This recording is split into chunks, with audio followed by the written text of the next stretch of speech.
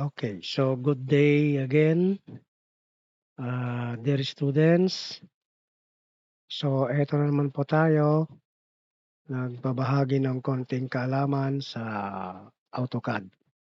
So, ang pag-uusapan natin ngayon is a comparison between dim command at saka quick dim command.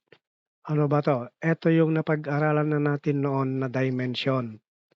So, alam natin na ang dim command ay maraming nagagawa in a single session, okay?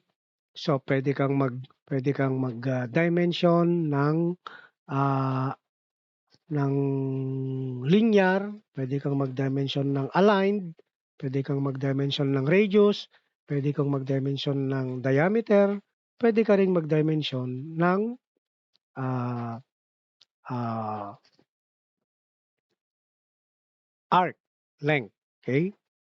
So, eto, tingnan natin kung ano yung pinakamabilis sa kanilang dalawa, okay?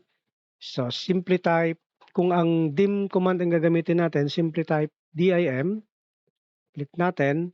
Then kapag sinelect natin yung line na lalagyan natin ng dimension, magpapakita kaagad.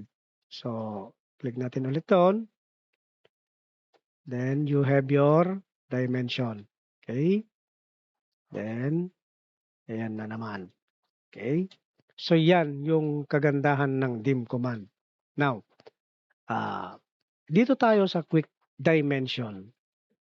It is not included in the previous lesson yung quick dimension because we just discussed linear, dim dimension, aligned dimension, radius dimension, diameter dimension, arc dimension, leader line, and so forth and so on. But it was not uh, discuss about the quick dimension command. So ano ba yung quick dimension command? Yung quick dimension command, yung parang may kidlat dito, that is what we call the quick dimension. Okay? So tingnan natin ano ba ang nagagawa ng quick dimension. So kapag clinic mo to, pag clinic mo yan, or simply type QDIM, enter. So kapag nag-select ka ng object, enter ka dyan, nandyan na yan. So, enter ka ulit, then andyan na ulit. Okay?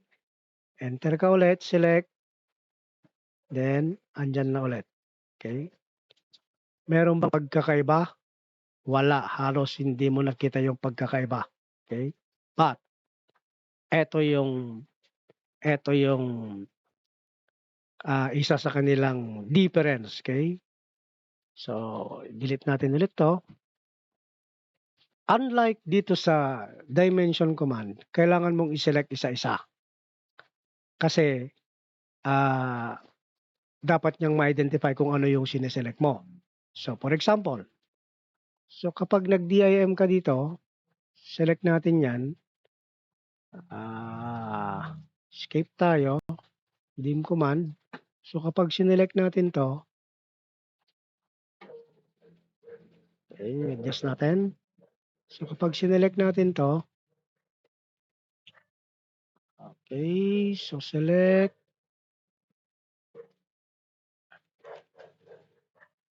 I-select natin, di pa rin. So, select. So, pag nag-ano ka, hindi niya pwedeng ano. So, hindi siya pwedeng multiple. Okay, try natin yung quick. Okay? So, kapag sinelect ko 'to, nag-window select ako. Pag nag-enter ako, meron na kaagad. Yun yung pagkakaiba ng quick dimension sa dim command. So, kanina, nagse-select tayo, si-select natin lahat ito, hindi siya pwede. Okay? Tingnan natin. Hindi pwede. Okay? Okay? So, pag dim command, hindi niya kayang gawin kasi nagpapakita kaagad yung dimension. Okay. So, make a comment on this. Ano ba sa dalawa ang pinakamaganda sa inyo? Ano sa dalawa ang pinakamabilis? Okay? So, I hope meron akong makikita na magko-comment sa inyo tungkol dito sa dalawang pinag-usapan natin na type of dimension. So ano yung pagkakaiba? Anong the best sa inyo, yung dim command or QDIM command?